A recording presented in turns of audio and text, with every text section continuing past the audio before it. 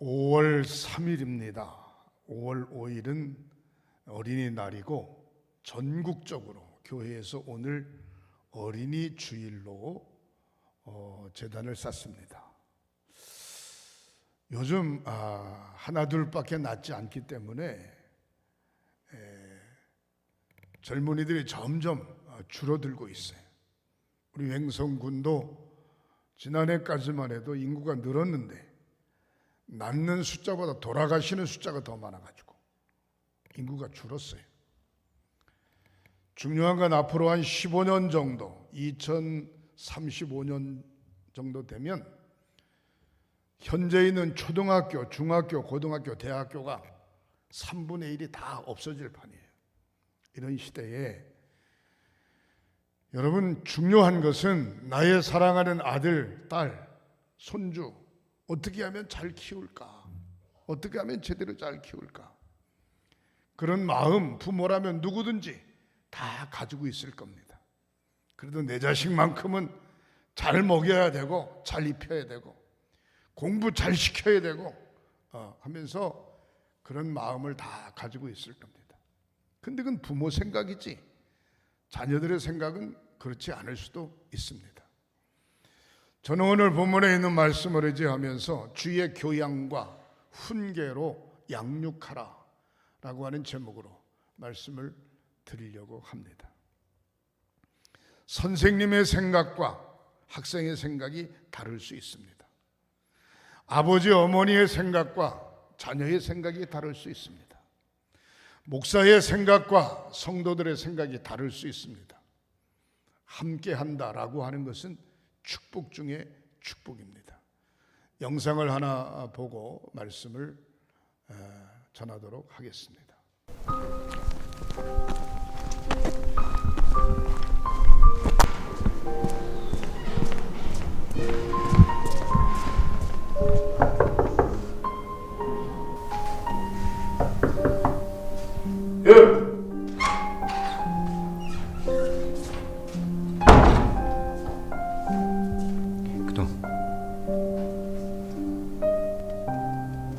Vanessa?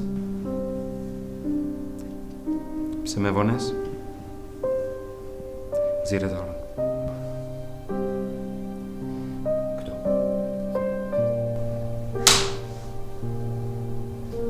Shko në vend. Edhe mos e përsërit më, qetësi.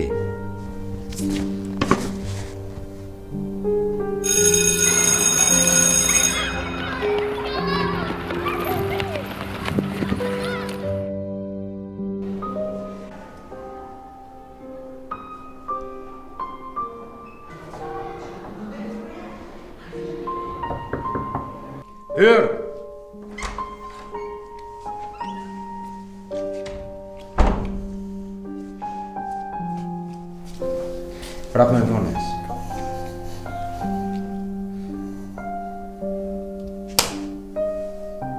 Shko në vend.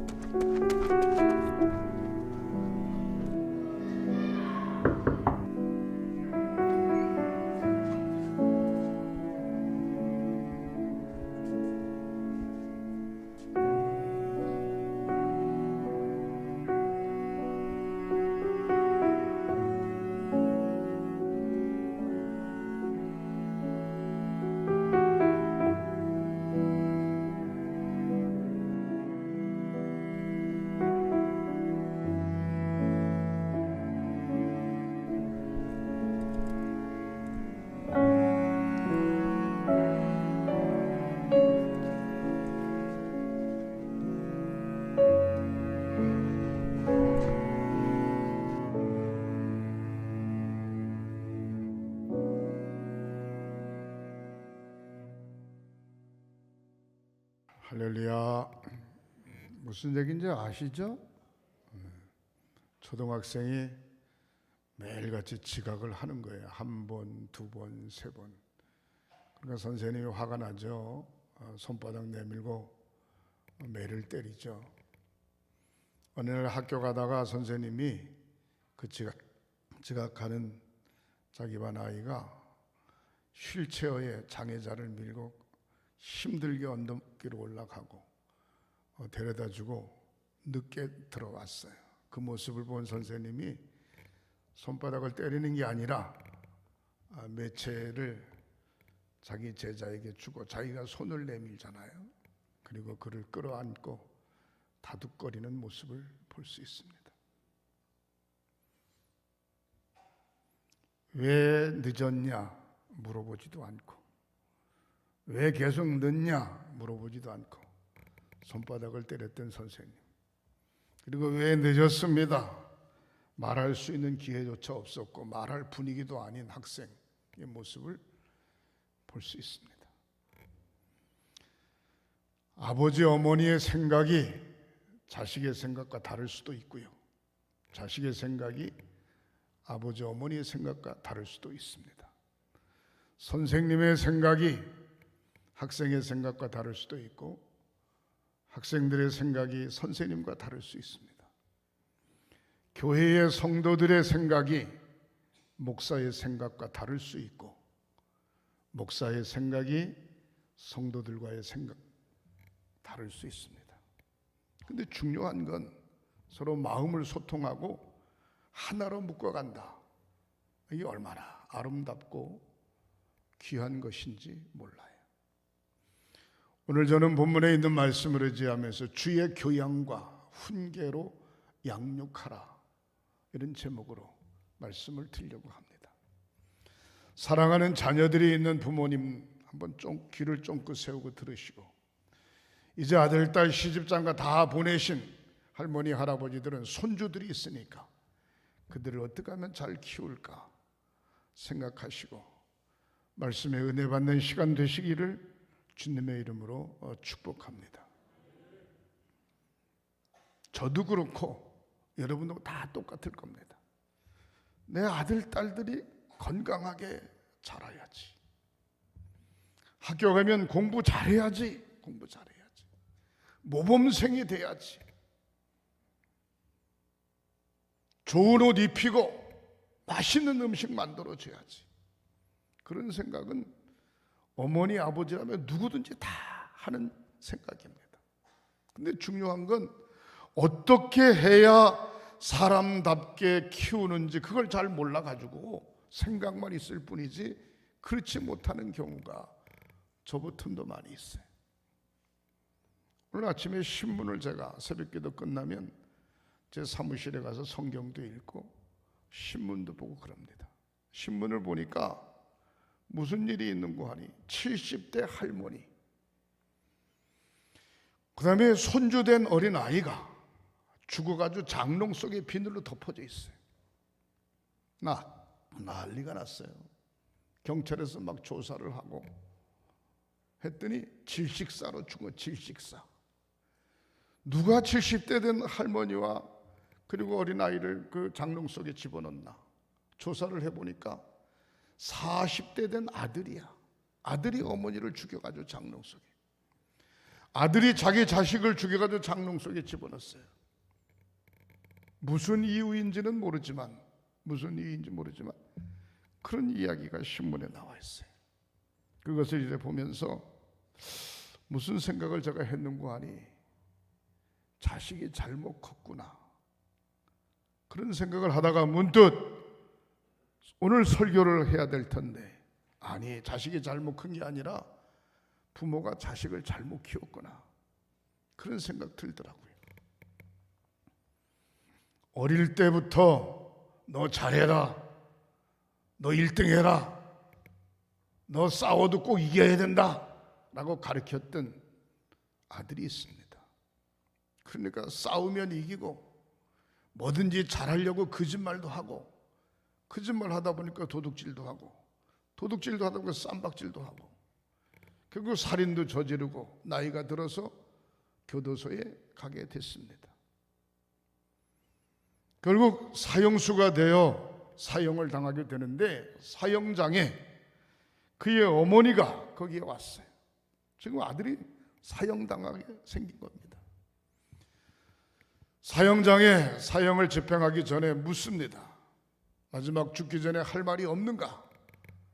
물으니까 이 젊은이가 눈물을 또르르 흘리면서 할 말이 있습니다. 무슨 말인지 해보라.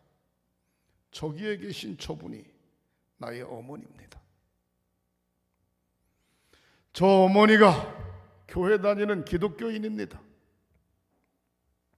근데 지금까지 한 번도 자기하고 예배를 드린 적이 없고 교회를 가라고 이야기한 적이 없습니다. 만약에 같이 예배를 드리거나 교회를 가라고 이야기했으면 나는 오늘 여기 이 자리에서 죽지 않았을 겁니다.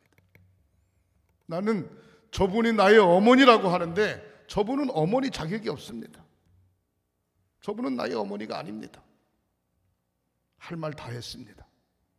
그리고 마지막 사형장에서 죽어가는 거예요. 사랑하는 성도 여러분, 제가 무슨 얘기를 드리고 싶은고 하니 공부 열심히 시키고 싶습니다. 1등 아들, 딸 만들고 싶습니다. 그러나 그게 내 마음대로 되는 게 아닙니다. 목사도 마찬가지예요. 내 마음대로 되는 게 아니에요. 중요한 건 창세기에서부터 아담과 하와가 하나님의 말씀에 불순종함으로 타락되어지는 순간 모든 사람들이 본의 아니게 마귀의 영을 갖고 태어나는 겁니다. 마귀의 영을 갖고 태어나니까 아무리 번듯해도 하나님의 영을 소유하지 않으면 모습은 번듯하지만 그의 영 자체는 마귀의 영에 이끌려서 다니게 되는 거죠. 그래서 사람이면 다 사람이냐? 사람다워야 사람이지. 그런 이야기를 간혹 하죠. 그 얘기는 무슨 얘기입니까?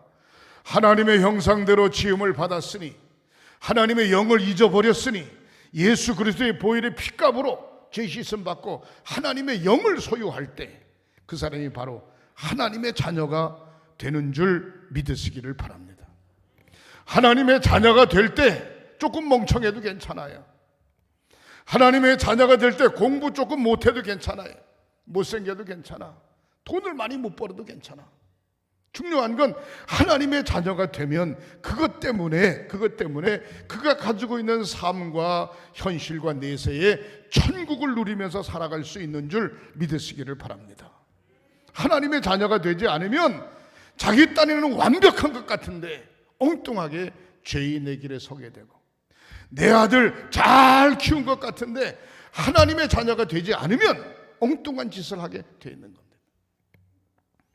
여러분 잘 아시죠? 오래전에 뉴스에 난 얘기입니다. 열심히 외아들 공부시켜서 유학까지 보내 박사 만들었어요. 그리고 한국에 초빙 교수로 와서 모 대학의 교수였습니다. 교수였는데 무슨 일이 벌어졌는고 하니 그 아버지 어머니가 어느 날 갑자기 집에 불이 나서 몽창 타가지고 죽었어요. 와서 조사를 해보니까 불이 나 죽은 것이 아니고 이미 불이 나기 전에 그 어머니 아버지가 수십 군데 칼로 찔려가지고 불이 나 죽었어요. 이게 무슨 강도가 들었나, 무슨 잘못한 일이 있나, 원수 매질이냐, 여러 가지 조사를 해봐도 잘못한 게 없어요. 결국 조사를 했는데 뭔고 하니 그 아들이 아버지 어머니를 죽인 거예요. 대학교 교수입니다. 학박사까지 만들었습니다. 무식하지 않습니다. 근데 이유인 즉슨 뭔고 하니 외국에 나가서 공부한 것까지는 중요한데 좋은데 이게 그냥 마약 중독되고 어떻게 보면은 노름에 손대고 하다 보니까 많은 채무를 져가지고 말이죠. 빚을 갚을 방법이 없네. 아버지 재산을 상속받으면 갚을 수 있겠는데 멀쩡한 교수한테 아버지가 쌩쌩한데 상속할 이유가 없고 그러니까 생각 다 못해 짜낸 게 뭔고 하니 아버지 어머니를 죽이고 불살라 태우고 그리고 상속받으면 그 재산으로 빚 갚으려고 그랬던 겁니다. 이런 기가 막힌 노릇이 어디 있습니까? 공부 많이 시켰는데 이게 무슨 사람된 노릇임, 사람된 모습입니까? 여러분, 이런 얘기는 몇 시간씩 해도 끝이 없습니다. 중요한 건 성경은 뭐라고 이야기하고 있습니까? 성경, 주의 교양과 훈계로 양육하라. 아비들아, 너희의 자녀를 노엽게 하지 말고, 아비들아, 너희의 자녀를 노엽게 하지 말고, 그 얘기 뭐냐? 보통 평상시 현실적으로 이렇게 해야 된다, 이렇게 가야 된다, 넌 이렇게 해야 된다 라고 이야기하지 말고, 진짜로 성서적인가, 진짜로 기도하고 있는가, 진짜로 믿음이 있는가, 이게 중요한 것입니다. 사랑하는 성도 여러분, 여러분들 가정의 자녀들이 믿음으로 잘 성장해서 세상 사람들이 볼 땐 조금 부족한 것 같지만 그가 진정 살아가는 삶의 천국을 만들어가는 축복이 있으시기를 양손 들고 축원합니다. 축원합니다. 그렇게 되길 축원합니다. 제가 언젠가 간증한 기억이 나는데 한 번 더 들으셨으면 좋겠습니다. 저하고 함께 신학 공부하고 저하고 함께 목회한 목사님입니다. 평생 교인들 20명, 30명, 50명 놓고 목회하신 목사님입니다. 뻑하면 교인들하고 맞질 않아서 보따리 싸고 이사 다니는 목사님입니다. 성품은 착합니다. 의지는 약해요. 그런데 그 목사님에게는 아들이 셋이 있었고 저는 딸이 셋이 있습니다. 저희 아이들하고 나이가 비슷비슷합니다. 같은 또래니까. 하루는 언젠가 전화가 왔습니다. 밤늦게. 양 목사, 아유 무슨 일이야 이 목사, 우리 둘째가 대학교를 가야 되는데 등록금이 모자라. 어떻게 하면 좋아? 얼마나 모자라는데? 60만 원 모자라. 꿔주든지 주든지 그래. 저한테 그러는 거예요. 제가 그때 한 달에 50만 원 사례비 받을 때인데 60만 원이 어디 있습니까? 우리 마누라한테 여보 돈 60만 원 있어. 먹고 죽을 일도 없어요. 카드 빌려. 카드 줘. 카드로 대출을 내서 긁어가지고 60만 원 해서 줬습니다. 본인은 꿔달라고 그랬지만 지금까지 받아본 기억이 없습니다. 저는. 근데 그 둘째 아들이 잘 컸어요. 공부도 잘하고 잘 컸어요. 더 감사한 건 큰아들도 목사, 둘째 아들도 목사, 셋째 아들도 목사, 아들 셋을 다 목회자로 만들었어요. 아버지는 평생 미자리 교회에서 감리사도 한번 제대로 해보지도 못하고 어려운 교회 목회자였지만 아들 하나는 지금 미국 가서 공부하고 거기서 훌륭한 목사님이 됐고, 둘은 한국에서 목회하는데 그래도 아버지보다 더 열심히 재미있는 목회를 하고 있어요. 그 모습을 보면서 대교회 큰 교회를 이끌고 가는 목사님 아들 딸들이 공부 잘 시켜서 목회 잘하겠지. 용서하세요. 천만의 말씀. 그렇지 않습니다. 아버지의 신앙관이 어떤가 대단히 중요하고 아버지가 가지고 있는 사명이 어떤가 대단히 중요합니다. 우리 한국의 감리교회는 장정에 뭐라고 나와 있는 거 하니, 담임 목사의 아들은 그 교회의 후계자가 될 수 없다. 후임 목사가 될 수 없다. 그리고 담임 목사의 사위도 그 교회의 후임자가 될 수 없다. 그것도 편법을 써서 삼각으로 돌리고 어쩌고 하면서 후임자가 되니까 은퇴한 이후에 10년 동안 후임자가 될 수 없다. 못을 박았습니다. 그것만 그런 게 아니라 그 교회 장로님의 아들과 사위도 후임자가 될 수 없다. 그렇게 못을 박았습니다. 저는 그걸 가만히 보면서 무슨 생각을 했는고 하니, 이건 잘못된 법이다. 진짜로 훌륭하게 잘 키웠으면 정상적으로 인사구역계를 거쳐서 후임자가 얼마든지 될 수 있지. 잘못 키웠는데도 후임자가 될 수 있냐? 그건 어림도 없지. 용서하세요. 세계에서 최고로 가는 여의도 순복음교회 있습니다. 그의 아들이, 조영기 목사님 아들이 목사입니다.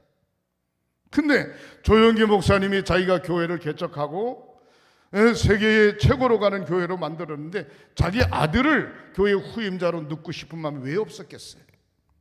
순복음 교회는 그런 법이 없습니다. 아들이나 장로님 아들은 후임자가 될 수 없다, 그런 법이 없어요, 순복음 교회는. 그런데 넣지 못하고 이영훈 목사님을 후임 목사로 집어넣습니다. 왜 그랬을까? 중요한 건 용서하시기 바랍니다. 조 목사님 아들이 목회자로서의 자질이 부족한 거예요. 사업가로서는 되는데 목회자는 아니라는 거예요. 결국은 교회에서 받아들이지 않은 것이죠. 제가 왜 이 말씀을 드리는고 하니, 여러분, 교회가 크냐 작으냐, 성도가 많냐 적으냐, 교회를 몇 년 다녔나 안 다녔냐, 그게 중요치 않습니다. 본인이 가지고 있는 신앙의 고백을 온전히 할 때 사랑하는 자녀들의 앞날이 밝을 줄 믿으시기를 주님의 이름으로 축원합니다. 제가 짧은 시간에 다 얘기할 수 없어서 밴드에 올려놨는데, 어떻게 하면 자녀를 잘 양육할까? 구체적으로 34가지를 쭉 정리했습니다. 몇 가지만 말씀드립니다.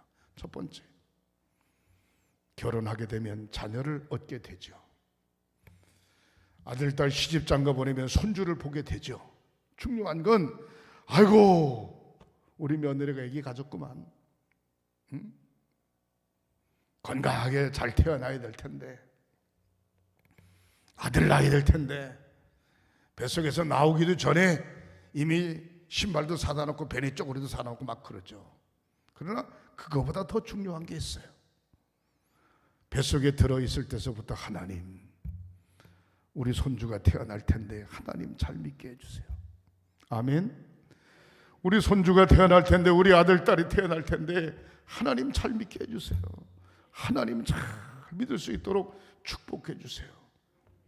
다시 말해서 자녀가 세상에 태어나기 전에 자녀를 위해서 간절히 기도하는, 출생 후에 어떻게 키우겠다, 출생 후에 믿음 지켜가겠다, 그게 아니고 생길 때에, 뱃속에 생길 때에 믿음 지켜가야 되겠다, 그런 마음으로 어릴 때 예수를 영접하면 나이가 들어서도 곁길로 갔다가 돌아오는 확률이 73%랍니다. 73%. 그러면 어릴 때 예수 믿었으면 곁길로 갔다가 돌아올 확률이 73%야. 그러나 어릴 때 예수를 안 믿었으면 돌아올 확률이, 전도해서 예수를 믿을 확률이 7%밖에 안 되는 7%. 기가 막힌 겁니다. 여러분, 끊임없이 사랑하는 자녀들을 위하여 기도하시기를 주님의 이름으로 축원합니다. 당신의 자녀, 내 자녀니까 현실적으로 이렇게 키워야 되겠다, 절대로 그렇게 생각하지 마시기 바랍니다. 현실적으로 어떻습니까? 잘 키워야지, 훌륭하게 키워야지, 1등 아이 만들어야지, 아닙니다. 성경은 꼴등이 된 사람도 신앙적으로 컸을 때 하나님 그를 높이 평가하고 지도자로 사용하신 것을 볼 수가 있습니다. 현실에 입각해서 키우는 게 중요한 게 아니고 하나님의 말씀에 입각해서 성서적으로 키우는 것이 더 중요한 줄 믿으시기를 바랍니다. 100세에 낳은 아들 이삭을 뱃속에서부터 기도하고 키웠고, 에서와 야곱을 뱃속에서부터 기도하고 키웠고, 요셉을 뱃속에서부터 기도하고 키웠습니다. 결국 기도하고 키웠더니 애굽의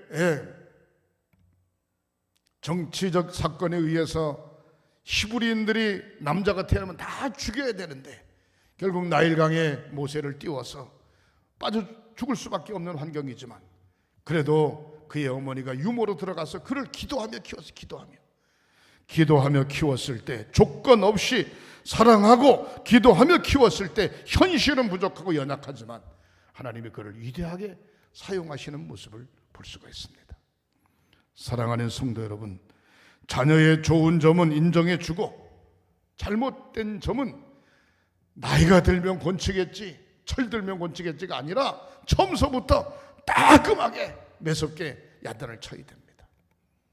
아들, 딸 하나밖에 없으니까 아들이나 며느리가 야단을 치면 할머니 할아버지가 아이고 야야야 그 야단 치지 마라 야 눈이라도 안 아픈 애를 왜 그렇게 야단 치냐 뭐 그렇게 잘못했다고 크면 괜찮을 텐데 그렇게 하면 안 됩니다. 자기에게는 손주가 될는지 모르지만 야단치고 있는 분은 바로 어머니며 아버지입니다.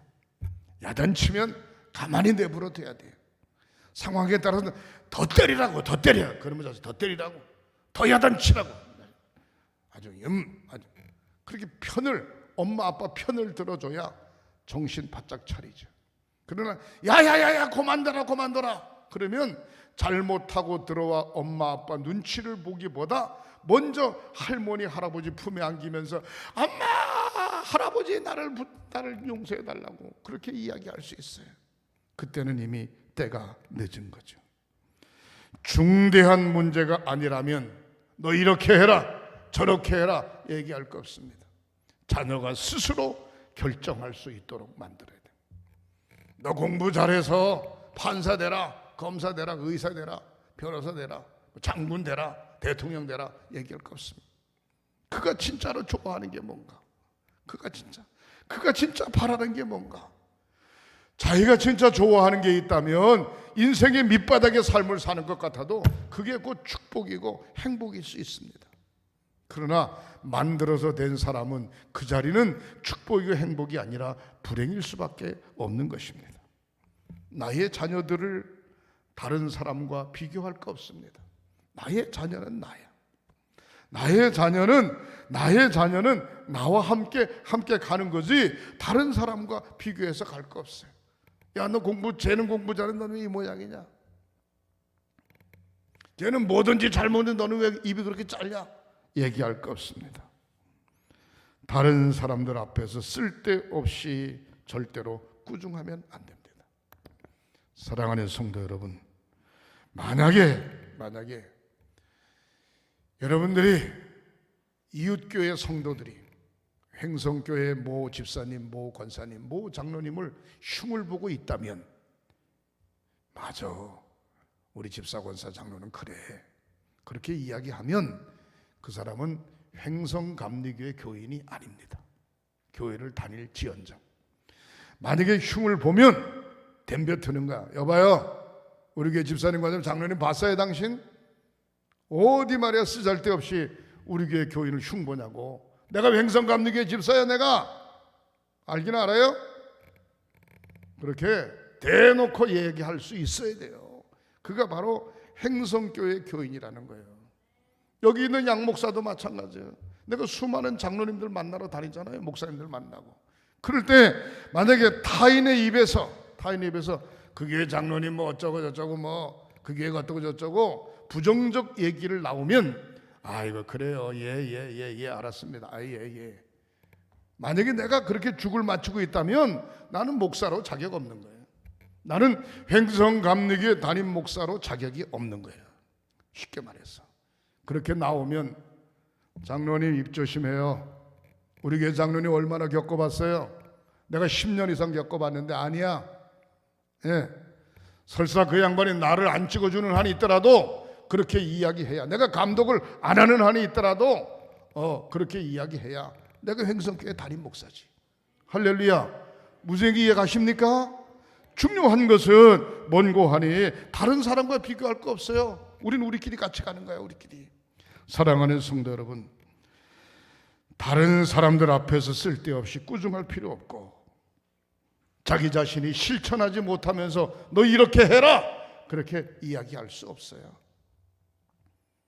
오늘 새벽에도 이야기했습니다마는 우리가 신앙생활을 잘하는 기본 원칙이 여러 가지가 있어요. 뭐 수십 가지가 있는데 세 가지만 이야기 드리죠.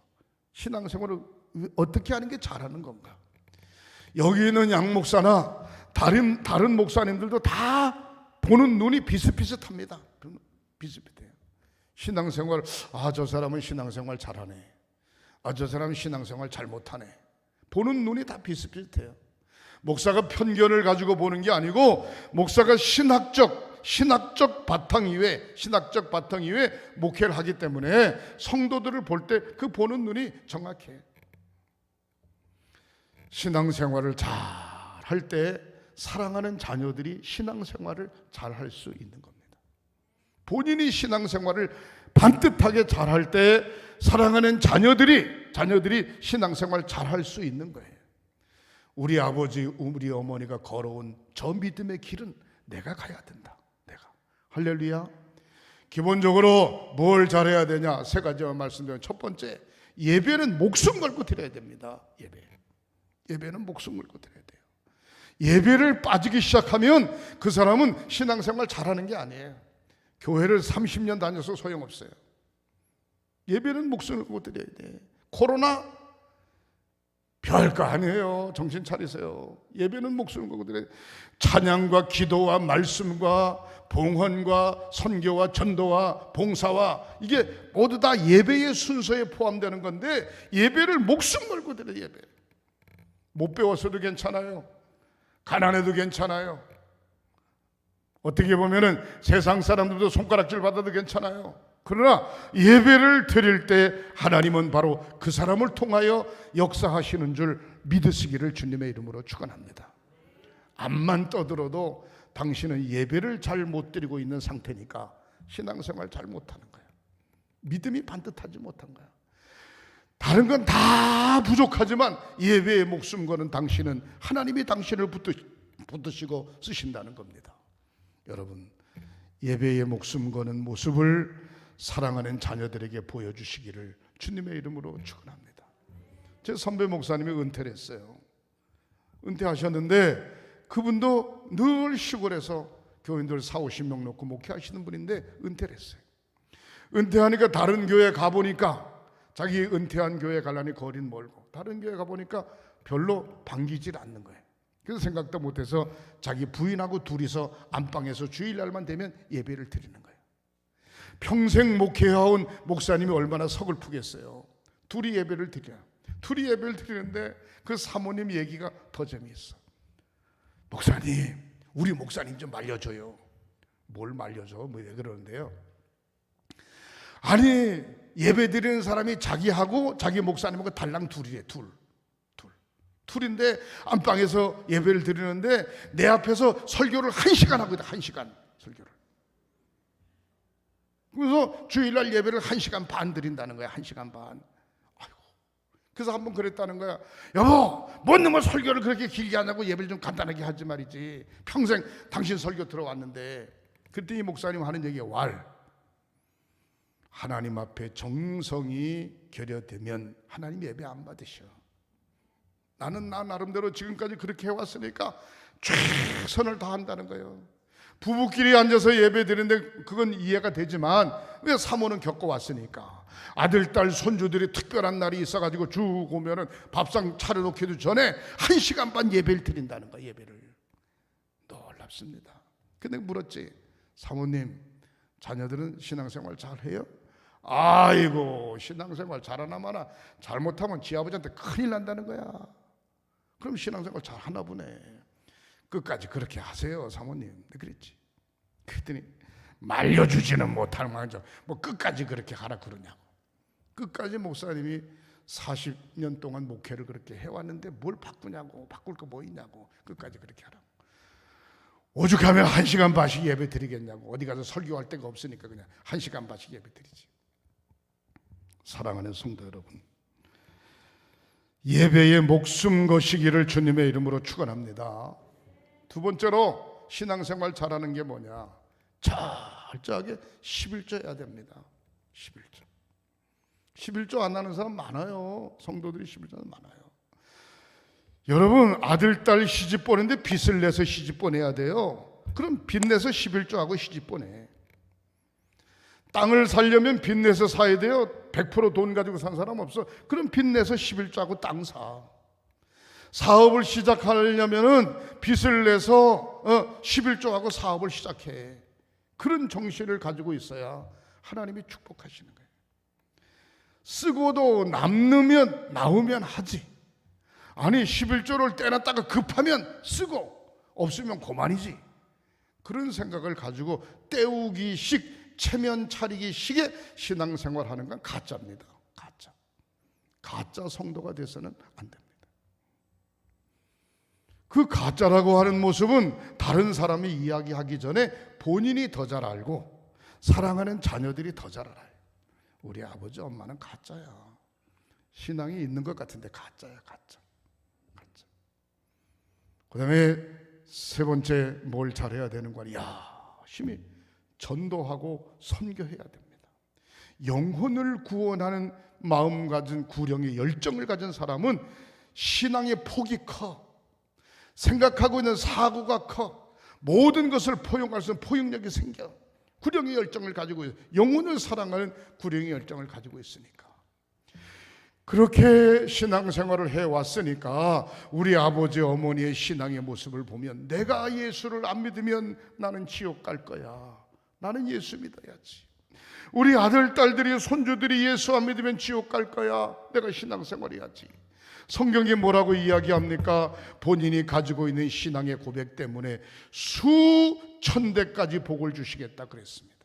내가 믿는 신앙의 고백이 반듯할 때 수천 대까지 복을 받는 것이지 적당히 대충 원만히 때우기식의 신앙생활 하는 것으로 수천 대의 복을 받는 건 아닙니다. 사랑하는 성도 여러분, 자녀들과 특별한 시간을 가지십시오. 무슨 시간을 갖냐? 속회 예배 자기 집에 드리죠? 그럼 야, 넌 건너방에 텔레비 봐라. 그러지 말고 같이 앉아 예배 드리세요. 같이 앉아서. 주일날 너 집 지켜라. 집 지켜서 뭐 합니까? 마스크 씌워가지고 들고 나와서 옆에 앉아서 같이 예배 드리세요. 예배.